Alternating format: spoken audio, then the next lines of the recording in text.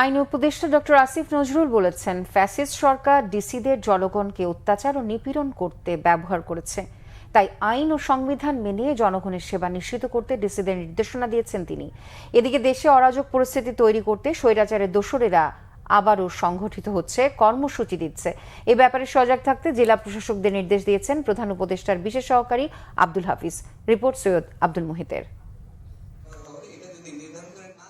রাজধানীর ওসমানী স্মৃতি মিলনায়তনে জেলা প্রশাসক সম্মেলনের তৃতীয় দিনের শুরুতে প্রতিরক্ষা মন্ত্রণালয় ও সশস্ত্র বাহিনী বিভাগের সাথে বৈঠক হয়। পরে ব্রিফিং করেন প্রধান উপদেষ্টার বিশেষ সহকারী অবসরপ্রাপ্ত লেফটেন্যান্ট জেনারেল আব্দুল হাফিজ। তিনি জানান, চলমান অভিযানের পাশাপাশি অস্ত্র ও গুলি উদ্ধারেও ডিসিদের নির্দেশনা দেওয়া হয়েছে। 5 আগস্ট পরবর্তী সময়ে লুট হয়ে গেছিল, তার মধ্যে 1400 অস্ত্র উদ্ধার হয়নি, 2.5 লক্ষ বিভিন্ন বোরের গুলি এখনো উদ্ধার হয়নি। সেগুলো তাদের জেলাতে কোনো না কোনো জায়গায় আছে, সেগুলো সন্ত্রাসীদের হাতে পড়তে পারে এবং তারা ব্যবহার করতে পারে। আমি উল্লেখ করেছি যে স্বৈরাচার এবং তাদের দোসররা বিভিন্ন জায়গায় সংগঠিত হচ্ছে এবং কর্মসূচি দিচ্ছে এবং তারা দেশকে একটা অরাজকতার দিকে নিয়ে যেতে পারে, সে ব্যাপারে তাদেরকে সজাগ থাকতে হবে।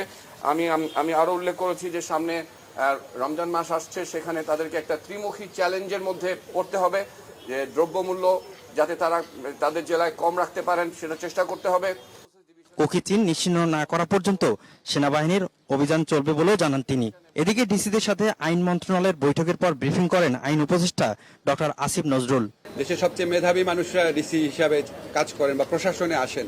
এত বড় রাষ্ট্রের একটা রিসোর্সকে গত ফ্যাসিস্ট রেজিম জনগণকে অত্যাচার করার জন্য, নিপীড়ন করার জন্য এবং তাদের অপকর্ম জায়েজ করার জন্য ব্যবহার করা হয়েছিল।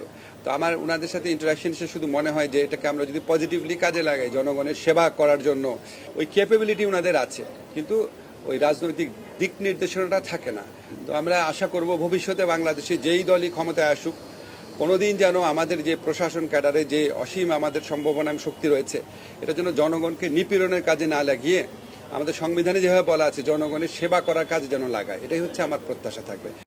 স্বরাষ্ট্র উপদেষ্টা জানান, যতদিন ডেভিলরা থাকবে ততদিন অভিযান চলবে। আমাদের বড় আশা ছিল যে দেশ থেকে দুর্নীতি কমাতে হবে। দুর্নীতির সমূলে বিনষ্ট না করতে পারলে দেশের অগ্রগতি হবে না। এটা হলো আমাদের সবচেয়ে বড় সমস্যা, হলো দুর্নীতি। এটা সব লেভেলে থেকে কমে আনতে হবে। এই জন্য আমি আপনাদেরও সাহায্য এবং সহযোগিতা চাই। আইন শৃঙ্খলা নিগমের ব্যবস্থা হচ্ছে আইন শৃঙ্খলা মোটামুটি স্যাটিসফ্যাক্টরি, বাট এটা আরো উন্নতির অবকাশ হয়ে গেছে, আরো আস্তে আস্তে এটা উন্নতির দিকে যাচ্ছে। সৈয়দ আব্দুল মুহিত, বাংলা ভিশন, ঢাকা।